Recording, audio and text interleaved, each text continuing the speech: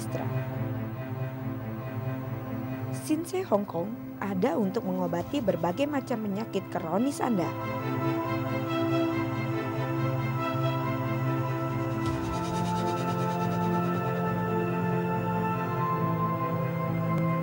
Hasil pengobatan sangat spesial dengan menggunakan resep berharga berkhasiat dan dapat dengan cepat membasmi akar penyakit.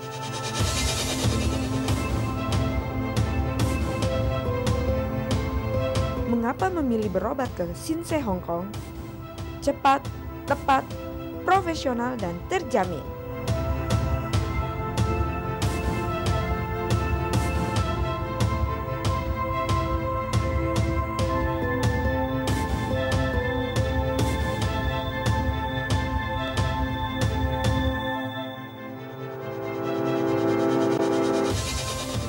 Ahli dalam mengobati berbagai macam penyakit seperti penyakit kanker, penyakit rinitis atau radang hidung, asma, penyakit ginjal, impotensi dan ejakulasi dini, penyakit prostat, penyakit infertilitas laki-laki dan perempuan, kelumpuhan, penyakit jantung, rematik, wasir, diabetes, dan penyakit yang susah diobati lainnya.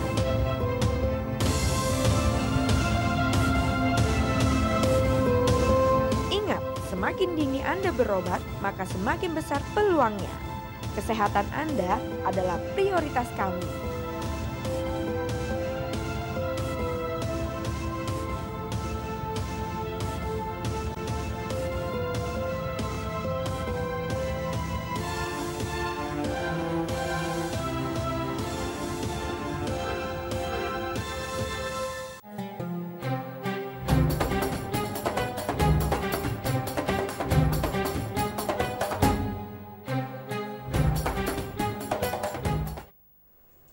Pemirsa TVRI dimanapun berada, senang sekali kita masih dalam pembahasan kita dengan tema kita yaitu menyelamatkan generasi dari bahaya tembakau ataupun rokok saja. Jadi kita tadi terhenti bagaimana sikap kita sebagai umat Islam menghadapi rokok ini tersebut atau tembakau ini, karena sekarang tidak hanya dari golongan non Muslim yang merokok, tapi golongan umat Islam tersebut juga banyak yang merokok, Ustaz. Jadi bagaimana seharusnya sikap kita terhadap persoalan ini, Ustaz? Baik, saudara pemirsa yang dirahmati Allah Subhanahu wa taala. Sikap itu sangat ditentukan oleh pengetahuan kita terhadap rokok dan sekaligus terhadap hukumnya. Karena orang Islam adalah sebetulnya orang yang sudah tercerahkan. Kita sudah diberikan hidayah dan petunjuk. Dari itu, karena hidayah yang sudah diberikan sejak awal kepada kita, maka orang Islam itu selalu cenderung untuk kebaikan. Dan segala bentuk yang berkaitan dengan kebaikan itu akan lebih disukai oleh orang Islam itu berbanding hal-hal yang bersifat buruk. Apalagi terkait dengan permasalahan tembakau ini, ada pendapat dan kemudian juga fatwa sudah dikeluarkan oleh ulama kita dan berbagai pertumbuhan Islam lah, berbagai organisasi Islam yang mengatakan bahwa rokok itu setelah ditinjau dan diteliti secara mendalam, ia mempunyai efek yang sangat besar, oleh karena itu hukumnya haram. Nah, sebagai umat Islam yang baik, yang sudah dicerahkan tadi kita katakan, tidak ada pilihan lain bagi kita kecuali mengikutinya. Karena tanda kita betul-betul sudah Islam itu adalah adanya kecenderungan untuk mengikut yang baik itu. Ini dapat kita lihat dalam Al-Quran. Allah Subhanahu wa taala berkata, "Fama yuridillahu ayyahdiyahu yashrah sadrahu lil Islam." Siapa yang diinginkan oleh Allah untuk diberikan petunjuk, diberikan hidayah, yashrah sadrahu lil Islam, Allah akan lapangkan dadanya untuk menerima Islam. Apa maksudnya kalau Allah lapangkan dadanya untuk menerima Islam? Ini artinya menerima segala ketentuan yang berkaitan dengan Islam. Baik yang berkaitan dengan perayaannya, yang berkaitan dengan hukumnya, tata cara dan kemudian budayanya. Nah, orang-orang yang diinginkan oleh Allah yang sudah mendapat hidayah ini, mereka kalau sudah sebut kalimat Islam itu akan ada kecenderungannya ke sana. Nah, kemudian sekarang yang berfatwa ini adalah ulama kita yang mengatakan bahwa menurut hukum agama Islam, rokok itu atau tembakau itu adalah sangat berbahaya, oleh karena itu diharamkan oleh sebahagian besar ulama. Maka seharusnya orang-orang yang sudah diberikan petunjuk oleh Allah Subhanahu wa taala, mereka tidak perlu menyaksikan fatwa itu dan tidak perlu pula untuk merasa ragu memulai kehidupan mereka tanpa asap rokok, tanpa dihiasi dengan tembakau. Mulai dari yang baik kembali dari yang buruk kepada yang baik itu adalah sangat dianjurkan dalam agama kita. Ar-ruju' ilal haqqi khairun minat tamadi fil batil. Kembali kepada kebenaran itu lebih baik daripada kita tetap berada di dalam kesesatan, berada di dalam kesalahan. Maka kalau kita ingin keselamatan dunia dan akhirat, tidak ada pilihan lain kecuali mengikuti apa yang sudah difatwakan oleh ulama-ulama kita. Jadi jelas sekali Ustaz ya. Ternyata kita sebagai umat Islam harus menghindari apa yang tidak bermanfaat bagi kita, Ustaz. Benar. Hadis Nabi mengatakan min husnil islamil mar'i tarkuhu ma la ya'ni. Apakah rokok ini termasuk dalam itu, Ustaz? Sangat relevan. Karena memang rokok itu kalau dilihat secara lahiriah tidak mempunyai manfaat apa-apa. Hanya sekedar bentuk kepuasan di dalam mengisapnya dan mengkonsumsinya. Itu pun dalam kepuasan itu tersimpan pula penyakit yang sangat banyak. Artinya memang kalau untuk mengatakan bahwa ia bermanfaat, manfaatnya sepertinya sangat minim sekali dan sangat sedikit sekali. Oleh karena itu tidak cukup untuk menutupi keperluan kita untuk meninggalkan rokok ini dalam kadar segera demi keselamatan kita dan keselamatan generasi kita yang akan datang. Jadi jelas sekali. Mungkin baiklah pemirsa TVRI Gabri, mungkin teman-teman yang ada di studio mungkin ada yang ditanyakan sepanjang pembahasan kita mengenai menyelamatkan generasi dari bahaya narkoba, dari bahaya rokok tersebut ataupun tembakau ini. Mungkin ada yang bertanya dari teman-teman yang ada di studio, silakan. Ya, silakan dari yang ukhtinya.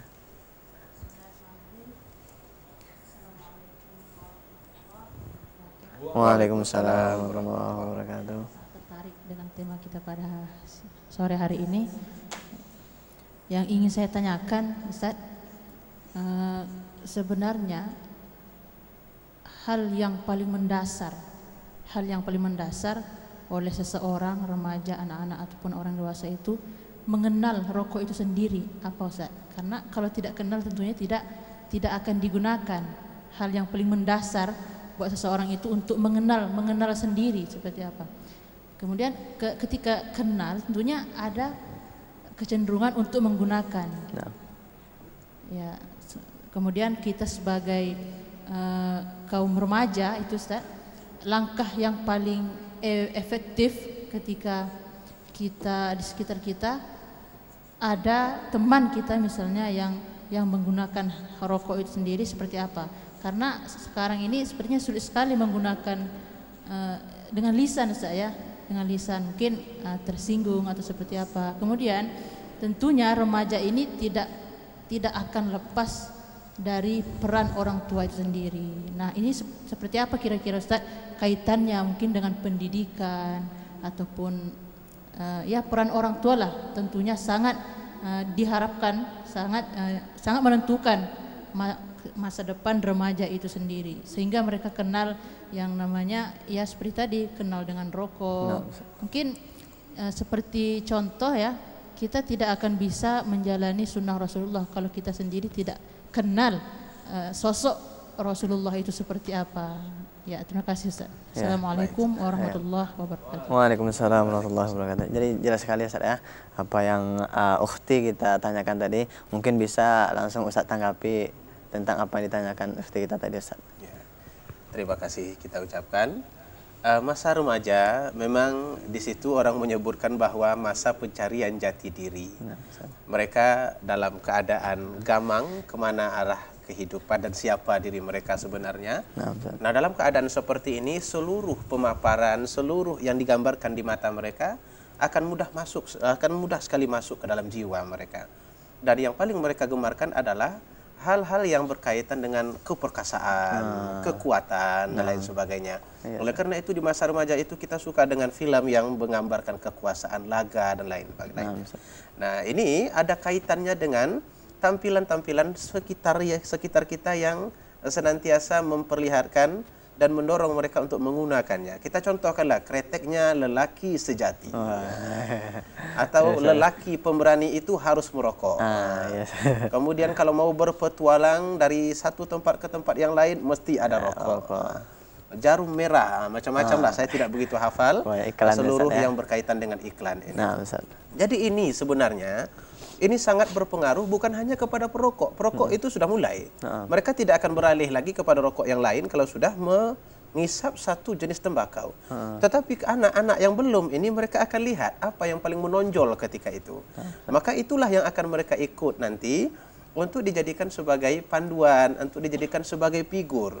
Nah dari situ apabila kita jumpa anak yang merokok dan kita tanya kenapa merokok? Jawabannya untuk memperlihatkan jati diri. Untuk memperlihatkan siapa saya. Jadi jawaban itu sebetulnya harus dicermati secara mendalam. Tidak boleh hanya sampai di situ saja. Mengapa mereka memilih rokok itu sebagai wujud memperlihatkan jati diri mereka? Padahal juga banyak yang lain, umpamanya mereka rajin ke masjid, atau sholat, rajin membantu orang lain. Kenapa tidak itu? Justru rokoknya. Karena orang yang sholat itu tampilannya kurang. Sementara rokok itu selalu diiklankan di televisi. Walaupun sekarang sudah mulai dibatasi iklannya, tapi tetap saja sampai kepada generasi muda kita. Jadi saya pikir untuk mengantisipasinya adalah kita bimbing orang yang sedang dalam keadaan mencari ini kepada bimbingan yang benar. Dan itu tidak cukup hanya dengan orang tua, tidak cukup hanya dengan guru di sekolah, tapi juga keikutsertaan seluruh pihak sampai kepada pemerintah, Kementerian Penerangan yang menghandle seluruh periklanan di dalam televisi harus bekerja sama untuk mengarahkan generasi muda itu supaya mereka tidak terlibat lebih banyak di dalam penggunaan tembakau ini. Kemudian mungkin tadi pertanyaannya bagaimana respon kita atau sikap kita terhadap orang yang merokok di depan kita. Baik, sikap kita ini akan ditentukan oleh apa itu rokok. Kalau kita sudah katakan tadi bahwa merokok itu adalah satu tindakan yang salah, yang membahayakan dirinya dan membahayakan kita juga, maka kita boleh mempunyai 3 sikap. 1, robah dengan tangan. Robah dengan tangan ini dengan kekuasaan. Man ra'a minkum munkaran falyughayyirhu biyadi. Kalau kamu lihat kemungkaran, robah dengan tangan. Tangan ini bukan bermaksud berkelahi. Bukan bermaksudnya menjewer, tidak, tetapi gunakanlah kekuasaan yang ada. Umpamanya tulis di situ tak dilarang merokok karena ruangan ini ruangan AC. Maka mereka harus keluar. Mereka tak boleh merokok di sini. Atau merokok di luar pun digunakan. Ini adalah kawasan-kawasan yang bebas rokok. Luar lagi. Nah, itu contoh penggunaan kekuasaan. Jika kita tak sanggup, kata Nabi, falyughayyir fabilisani, maka ucapkanlah dengan lidah. Dan sebaiknya kalimat-kalimat yang dikeluarkan dari lidah itu adalah mau'izatil hasanah. Mau'izah, pelajaran-pelajaran yang baik, wajadilhum billati hiya ahsan. Cobalah berbicara dengan baik, karena ternyata orang lebih mudah menerima bicara yang baik daripada berbicara dengan kasar. Kemudian yang ketiga, caranya adalah sekiranya pun tak sanggup dengan lidah, fabi qalbi, hendaklah kita benci dalam hati. Artinya kita bukan benci pribadinya, bukan benci, tapi benci kita kepada rokok itu sendiri. Kalau dia sudah tinggalkan rokok itu nanti, maka tidak ada alasan kita untuk membencihinya. Dan membencihi itu juga akan menghalang kita menjadi bahagian dari penggunaan rokok itu sendiri. Jadi itu yang diajarkan oleh agama kita. Wallahu a'lam. Jadi menarik sekali Ustaz. Tadi mungkin disinggung oleh Ukhti tadi bagaimana peran orang tua terhadap anak, yang mana anak zaman sekarang ini mungkin sebagian mereka ada yang sudah merokok, Ustaz. Jadi bagaimana peran orang tua dalam hal ini, Ustaz? Baik, sebelum ia menjadi perokok berat atau menagihlah dalam bahasa kita, maka kita harus memulai dari awal. Hindarkan mereka dari berinteraksi dengan rokok itu seboleh mungkin, baik di rumah atau di sekolah. Dan berikanlah waktu-waktu yang khusus kalau mereka ingin merokok dan tempat-tempat yang khusus, sehingga nanti mereka tidak melakukan atau menggunakan rokok itu dalam keadaan sembarangan. Jadi itu yang saya rasa yang perlu dilakukan oleh orang tua. Baiklah pemirsa yang dirahmati Allah Subhanahu wa taala, menarik sekali pembahasan kita pada sore yang berbahagia ini, yaitu menyelamatkan generasi dari bahaya tembakau ini ataupun bahaya rokok itu tersebut, Ustaz, ya. Jadi mungkin tadi sudah ada ukhti kita yang menanyakan tentang pembahasan kita ini atau tema kita ini. Mungkin dari akhi kita ataupun teman-teman yang studio lain mungkin ada yang pengen ditanyakan lagi, silakan. Ya, silakan. Assalamualaikum warahmatullahi wabarakatuh. Waalaikumsalam warahmatullahi wabarakatuh. Ini Tat, kalau di Harmoni tidak ada yang merokok, Tat. Alhamdulillah, asapnya ditelan. Yang merokok asapnya harus ditelan, tidak boleh dikeluarkan. Jadi ada dua nih, Tat. Yang pertama sekarang sudah muncul yang namanya rokok herbal, Tat. Rokok herbal tidak macam-macam lah promosi. Itu gimana? Dan yang kedua, kami kan mahasiswa nih, Tat. Sering dapat beasiswa dan segala macamnya untuk adik-adik sekolah juga. Bagaimana pandangan ulama, Ustaz, kalau kita menerima beasiswa dari perusahaan-perusahaan rokok gitu, Ustaz? Perusahaan-perusahaan tembakau gitu. Kan banyak beasiswa. Sekarang justru kegiatan olahraga sepak bola itu sponsornya rokok gitu, Ustaz. Makanya beasiswa juga itu juga gitu kan. Nah, itu gimana, Ustaz, pandangannya? Terima kasih. Assalamualaikum warahmatullahi wabarakatuh. Waalaikumsalam warahmatullahi wabarakatuh. Jadi akhi kita tadi menanyakan sekarang sudah ada rokok herbal, Ustaz ya. Rokok herbal sekarang sudah ada. Jadi bagaimana pula pendapat mungkin Ustaz tentang ini, Ustaz? Saya belum mengenal secara mendalam apa itu rokok herbal. Nah, tapi yang saya tahu di kotaknya juga tetap tertulis merokok dapat merusak kesehatan dan menyebabkan impotensi dan lain-lainnya, sama seperti rokok yang lain. Artinya sebetulnya kandungannya sama, hanya packingnya saja yang dirubah supaya minat pembeli menjadi lebih tinggi. Kalau tidak boleh merokok ini, pakailah rokok herbal. Semuanya sebenarnya sama saja, juga menghisap asap yang harus keluar masuk dari mulut kita. Saya pernah memegang kotaknya, ternyata juga tertulis itu di situ. Merokok dapat merusak kesehatan. Kalau tidak beli aja nanti. Kemudian yang kedua, bagaimana dengan menerima beasiswa dari perusahaan, rokok dan lain sebagainya. Nah, sebetulnya kalau sumbangan yang diberikan kepada kita dalam bentuk bola, sepak saja bola itu tidak ada masalah. Itu boleh-boleh saja. Jangan kasih bola tak mau menyepaknya, ini rokok ini. Itu namanya terlalu sayang.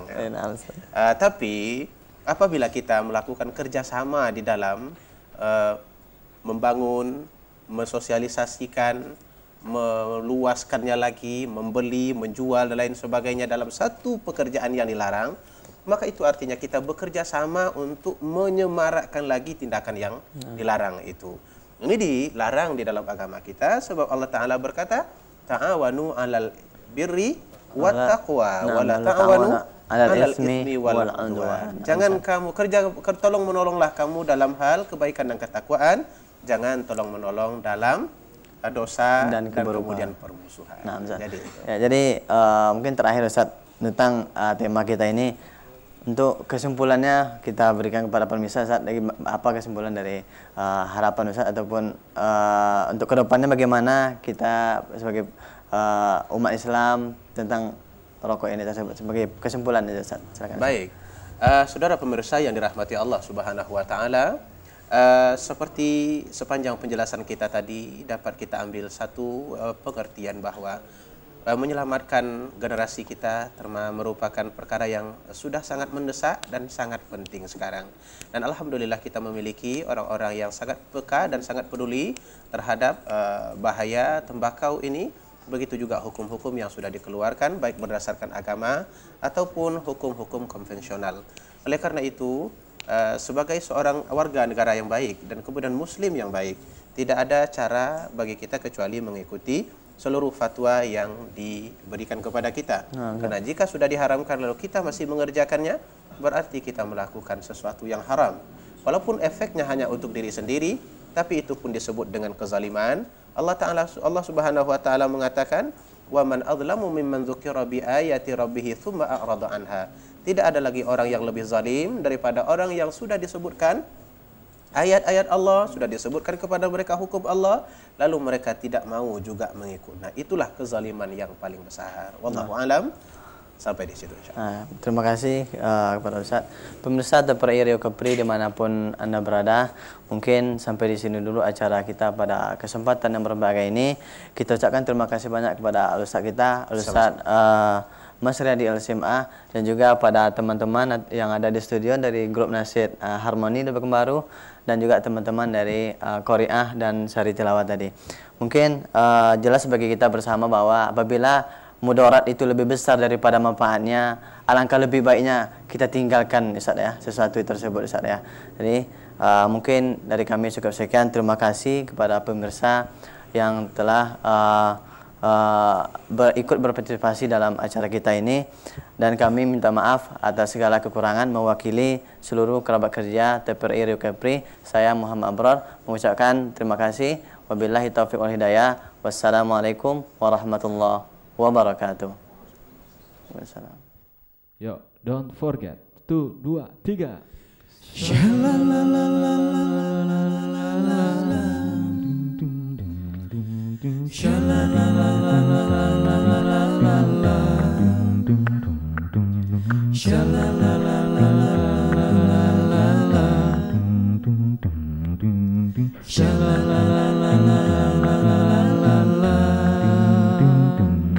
Ingin ku katakan padamu kawan, hidup ini takkan abadi.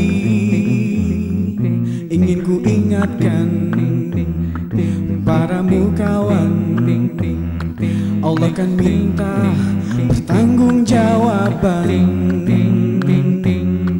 Ingin ku ingatkan padamu kawan, bersegeralah untuk ridho ilahi, agar kau dapatkan, agar kau rasakan betapa indah hidup ini. Ingatlah wahai semua saudaraku, hari ini kan selalu berganti. Matahari tak selamanya bersinar. Kaki ini melangkah kiri dan kanan. Shalalalalalalalala. Shalalalalala.